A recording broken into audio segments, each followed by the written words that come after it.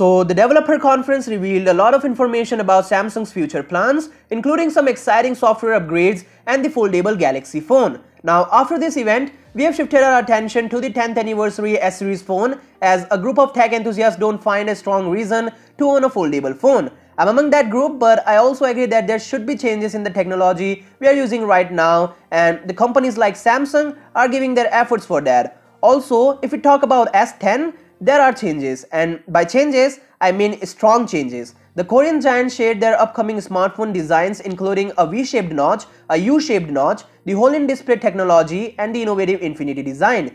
This notch decision is some type of crazy infamous stuff, as there should be S-series design adoption on the 2019 smartphones because the company is now moving to refine the S-series by a new design language. We will see the outcome in future, and now let's move to the highlight of this video.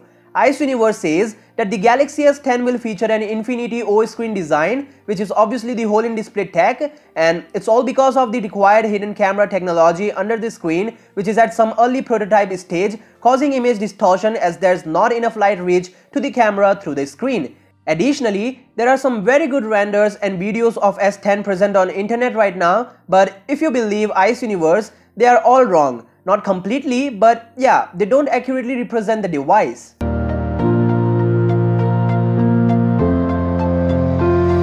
Samsung has finally announced the date for their next big piece of silicon. The company got to their Twitter handle to announce 14th of November as the Exynos 9820 reveal date. This chip will come with a lot of power in it and 5G compatibility. Also, the Exynos 9820 will become the heart of S10 and Note 10 next year. So yeah, tell me your thoughts about this in the comments down below. I'll see you guys tomorrow in my next video. Till then, peace out.